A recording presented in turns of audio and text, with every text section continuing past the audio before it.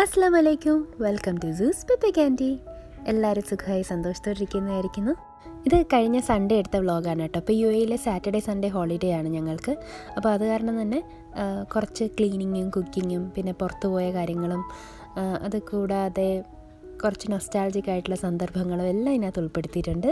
അപ്പോൾ വീഡിയോയിലേക്ക് പോവാം. ഇന്ന് രാവിലെ പൂരി ഭാജി ആയിട്ട് ഉണ്ടാക്കുന്നത്. അമ്മ ഓൾറെഡി പൂരിക്കുള്ള മാവ് കുഴച്ച് വെച്ചിട്ടുണ്ടായിരുന്നു, പൊട്ടറ്റോയും വേവിച്ച് വെച്ചിട്ടുണ്ടായിരുന്നു. ഞാൻ ജസ്റ്റ് കറി ഉണ്ടാക്കി പൂരി ഒന്ന് ഫ്രൈ ചെയ്തെടുക്കുന്നേ ഉള്ളൂ.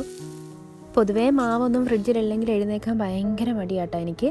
അത് കാരണം ഇന്നിപ്പോൾ എഴുന്നേറ്റ് വന്നപ്പോൾ കുറച്ച് ലേറ്റായി.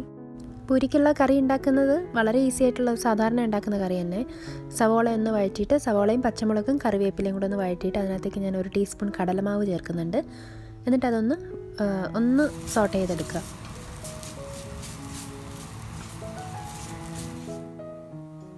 ഇത്തിരി മഞ്ഞൾപ്പൊടി ഇട്ടതിന് ശേഷം നമ്മൾ വേവിച്ചുടച്ച് വെച്ചിരിക്കുന്ന ഉരുളക്കിഴങ്ങോട് ചേർത്ത് കൊടുക്കുക.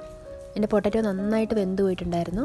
അഥവാ പൊട്ടറ്റോ അങ്ങനെ നന്നായിട്ട് വെന്തിട്ടില്ല, കഷ്ണങ്ങളായിട്ട് തന്നെ വേണമെങ്കിൽ ഇങ്ങനെ കടലമാവ് ചേർക്കുമ്പോൾ കറിക്കൊരു കൊഴുപ്പുണ്ടാവും കേട്ടോ. കടലമാവ് 1 ടീസ്പൂൺ കറിക്കൊക്കെ വെജിറ്റബിൾ കറിക്കൊക്കെ ചേർക്കുമ്പോൾ ആ ഒരു ചെറിയൊരു ഗ്രേവിക്ക് നല്ലൊരു തിക്നെസ് വരും. ട്രൈ ചെയ്ത് നോക്കാത്തവരുണ്ടെങ്കിൽ ട്രൈ ചെയ്ത് നോക്കേ. നിങ്ങളുടെ ഗ്രേവിയുടെ അളവിനനുസരിച്ച് 1-2 ടീസ്പൂണേ ചേർക്കുക. ഒരുപാട് ചേർത്ത് പോയാൽ കടലമാവിൻ്റെ ടേസ്റ്റ് മുന്നോട്ട് നിൽക്കും. അങ്ങനെ ചെയ്യില്ല കേട്ടോ. അതുപോലെ ചേർക്കുമ്പോൾ ഗ്രേവിയിലേക്ക് ഡയറക്റ്റ് ചേർക്കല്ലേ, എണ്ണയിലിട്ട് ഒന്ന് മൂപ്പിച്ചതിന് ശേഷം മാത്രമേ ഗ്രേവിയിൽ ചേർക്കാവുള്ളേ. ഉപ്പ് വേണമെങ്കിൽ ചേർത്ത് കൊടുക്കാം. വേറെ ഞാൻ ഗരം മസാലയോ അല്ലെങ്കിൽ ജീരകപ്പൊടിയോ ഒന്നും ചേർക്കുന്നില്ല. അങ്ങനെ നോർത്ത് ഇന്ത്യൻ ടേസ്റ്റാണ് ഇഷ്ടമെങ്കിൽ നിങ്ങൾക്ക് ഈ 2 മസാലപ്പൊടി എന്തായാലും ചേർക്കണം. മല്ലിയിലയും ചേർക്കാം. ഞാനിവിടെ അത് ചേർത്തിട്ടില്ല, കറിവേപ്പില ചേർത്തേക്കുന്നത് കേട്ടോ. പിന്നെ ഗ്രേവി കുറച്ച് തിക്കായി തോന്നിയുകൊണ്ട് ഞാൻ ഒരല്പം ചൂടുവെള്ളം കൂടെ ഒഴിച്ചൊന്ന് ലൂസാക്കിയിട്ടുണ്ട്.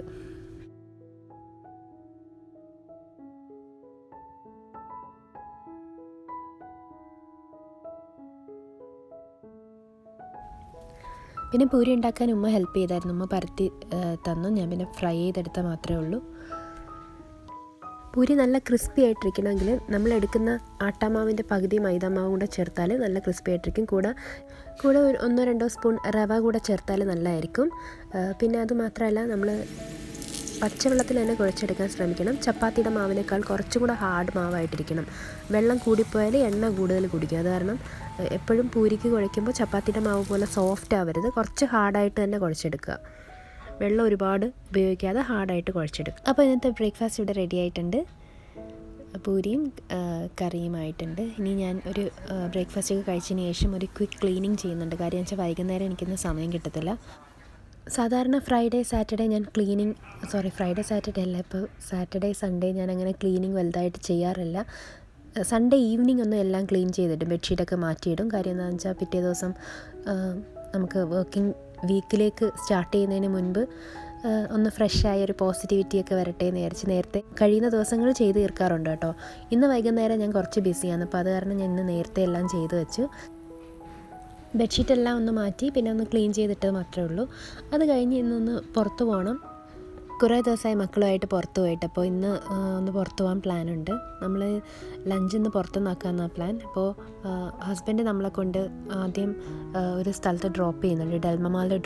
ഡെൽമമാളിൻ്റെ വീഡിയോ ഞാൻ നേരത്തെ ഇട്ടിട്ടുണ്ടായിരുന്നു. അപ്പോൾ ഡെൽമമാളിൽ ഡ്രോപ്പ് ചെയ്തിട്ട് ഹസ്ബൻഡ് ഒരു സ്ഥലത്ത് പോകാനായിട്ടുണ്ടായിരുന്നു, ഒരു ഫ്രണ്ടിൻ്റെ വീട്ടിൽ. അപ്പോൾ അവിടെ പോയിട്ട് നമ്മൾ തിരിച്ച് വന്ന് പിക്ക് ചെയ്യാമെന്ന് പറഞ്ഞിട്ടുണ്ട്. ദൽമാളിൽ പോകുന്നത് എങ്ങനെയാണ്, പ്രത്യേകിച്ച് ആവശ്യമൊന്നും ഉണ്ടായിട്ടല്ല, പർച്ചേസിങ് ഒന്നും ഇല്ലെങ്കിലും വെറുതെ ദൽമാൾ അങ്ങോട്ടും ഇങ്ങോട്ടും ഒക്കെ ഒന്ന് നടന്നിട്ട് ഒക്കെ വരുമ്പോൾ ഒരാശ്വാസമാണ് വീക്കെൻഡ് ആകുമ്പോൾ. രാവിലെ അങ്ങനെ തിരക്കും ഉണ്ടാവില്ല. പിന്നെ ഹസ്ബൻഡ് വന്നിട്ട് നമ്മൾ ഇനി പോകുന്നത് ഫുഡ് കഴിക്കാനായിട്ടോ, ലഞ്ച് കഴിക്കാനായിട്ടാണ്.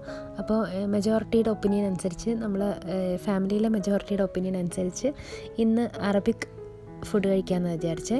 അപ്പോൾ മന്തിയാണ് പ്ലാൻ. പൊതുവേ എനിക്ക് പുറത്തുനിന്ന് മന്തി കഴിക്കുന്നത് അത്ര ഇഷ്ടമുള്ള കാര്യമല്ല, പക്ഷേ എനിക്ക് ഈ ഒരു റെസ്റ്റോറൻറ്റിലെ മന്തി ഇഷ്ടമാണ് കേട്ടോ.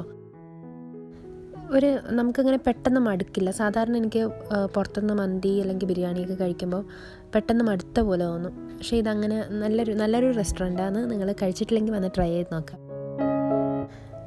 അപ്പോൾ ഇവിടെ മജ്ലിസ് മോഡലിലാണ്. ഫാമിലിക്കുള്ള റൂമെല്ലാം നമുക്ക് താഴെ ഇരുന്നാണ് കഴിക്കുന്നത്. അപ്പോൾ നമ്മളങ്ങനെ ഒരു മജ്ലിസിൽ കയറി, തിരക്കൊക്കെ നല്ല കുറവായിരുന്നു.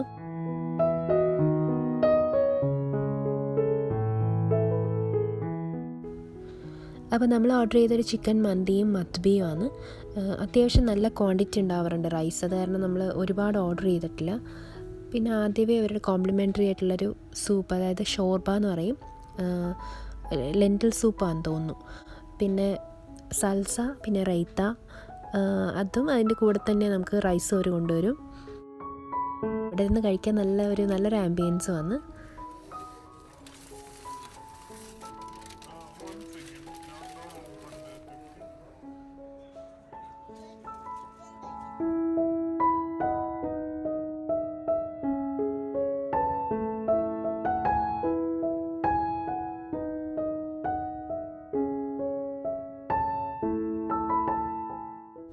ചിക്കനൊക്കെ നല്ല സോഫ്റ്റ് ആൻഡ് ജ്യൂസിയാണ്.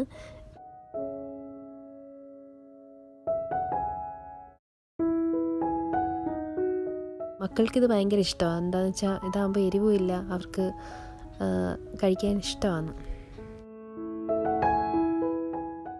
ഇനി ഇതിൻ്റെ കൂടെ ഒരു കോംപ്ലിമെൻ്ററി ടീ ഉണ്ട്. ഇത് സാധാരണ സുലൈമാനി പോലത്തെ ആയിരുന്നു, പക്ഷേ കൂടെ നമ്മൾ മൊറോക്കൻ ടീ കൂടെ ഓർഡർ ചെയ്തിട്ടുണ്ടായിരുന്നു കേട്ടോ. എന്തൊക്കെയോ ഹെർബ്സൊക്കെ ഇട്ടിട്ട് ഒരു ചെറിയൊരു വ്യത്യസ്ത രുചിയുള്ളൊരു ചായ ആയിരുന്നു അത്. ബ്ലാക്ക് ടീ തന്നെയാണ്. എനിക്കത് അത്ര ഇഷ്ടപ്പെട്ടില്ലായിരുന്നു. മോനും ഹസ്ബൻഡിനെ ഇഷ്ടപ്പെട്ടു. പിന്നെ അവർ രണ്ടാളും മാത്രം അത് കുടിച്ച് തീർത്തു.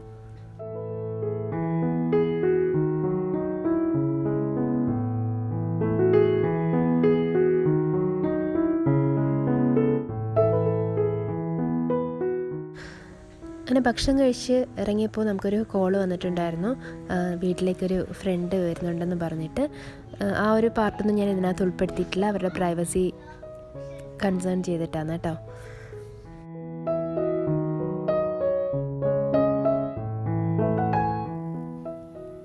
ഇത് നമ്മുടെ വീട്ടിലെ പുതിയ മെമ്പറാണ്, അതിഥിയല്ല മെമ്പറാണ്. കുറേ നാളായിട്ട് മോള് പെറ്റ് ഫിഷ് വേണമെന്ന് പറയുന്നു. അപ്പം വേറെ എല്ലാം നോക്കുമ്പോൾ എനിക്ക് തോന്നുന്നു അധികം നിരുപദ്രവകാരിയായൊരു പെറ്റെന്ന് പറയുമ്പോൾ അത് എന്നെ സംബന്ധിച്ചിടത്തോളം ഫിഷ് മാത്രമേ ഉള്ളൂ. അങ്ങനെയാണ് ഈ ഒരു ഫൈറ്റർ ഫിഷിനെ വാങ്ങിയത്. മെയിൽ ഫൈറ്റർ ഫിഷാണ്, പക്ഷേ മോള് പേരിട്ടേക്കുന്ന ഫ്രോസി എന്നാണ് കേട്ടോ. അവൾ ഫ്രോസൺ എൽസയുടെ ഫാനാണ്. അപ്പോൾ അതിനെ ബേസ് ചെയ്തിട്ടാണ് ഫ്രോസി എന്നിട്ടേക്കുന്നത്. എന്തായാലും രാവിലെ ഫുഡൊക്കെ കൊടുക്കാറുണ്ട്, അതൊക്കെ അവൾ ഓർത്ത് ചെയ്യാറുണ്ട്. ഇനി ഈ വീഡിയോയുടെ തുടക്കത്തിൽ പറഞ്ഞ പോലെ nostalgic day in my life ആകാൻ എന്താ കാരണമെന്ന് ഞാൻ പറയാം. ഇന്ന് ഞങ്ങൾ 22 വർഷങ്ങൾക്ക് ശേഷം എൻ്റെ ക്ലാസ്മേറ്റ്സ് എല്ലാം ഒത്തുകൂടുകയാണ് കേട്ടോ. സ്കൂളിലെ ക്ലാസ്മേറ്റ്സ് എല്ലാം. ഇതിനു മുൻപ് പലതവണ ഞങ്ങളൊരു ഒത്തുകൂടൽ ശ്രമിച്ചിരുന്നെങ്കിലും നടന്നിട്ടുണ്ടായിരുന്നില്ല. അങ്ങനെ ഇന്നാണ് അത് സാധ്യമായത്. എൻ്റെ ലൈഫിൽ സുഹൃത്തുക്കളുടെ സ്ഥാനം ഒരുപാട് വലുതാണ്. അത് കാരണം തന്നെ എനിക്ക് ഈ മീറ്റപ്പ് ഒത്തിരി വലുതായിരുന്നു. ഇനി എനിക്ക് നിങ്ങളോട് പറയാനുള്ള കാര്യം തന്നെയാണ് ഞാൻ അവരോടും ഷെയർ ചെയ്തത്. വേറൊരു ബഡിങ് യൂട്യൂബറും കൂടെയാണ്. സബ്സ്ക്രൈബ് ചെയ്യാത്തവരെല്ലാം സബ്സ്ക്രൈബ് ചെയ്യണം. ചാനൽ നെയിം എല്ലാം ഗ്രൂപ്പിൽ ഇടുന്നതായിരിക്കും. അപ്പോൾ എല്ലാവരും കേട്ടല്ലോ. ഇനിയും ചാനൽ സബ്സ്ക്രൈബ് ചെയ്തിട്ടില്ല എന്നുണ്ടെങ്കിൽ ഒന്ന് സബ്സ്ക്രൈബ് ചെയ്യുക. ഇന്നത്തെ വീഡിയോ ഞാൻ ഇവിടെ വെച്ച് വൈൻഡപ്പ് ചെയ്യാണ് കേട്ടോ. ഇതിനുശേഷം ഡിന്നറൊക്കെ ഉമ്മായ ഉണ്ടാക്കി, അത് കാരണം അതൊന്നും ഞാൻ ഉൾപ്പെടുത്തിയിട്ടില്ല. ഞാൻ ആകെ നൊസ്റ്റാൾജിയിലായിരുന്നു. അപ്പോൾ ഇത്രയും നേരം ക്ഷമയോടെ വാച്ച് ചെയ്തതിന് ഒരുപാട് നന്ദി. വീണ്ടും മറ്റൊരു വീഡിയോയിൽ കാണുന്നവരെ ബൈ ഫ്രം സൂസ് ബൈ കാൻഡി.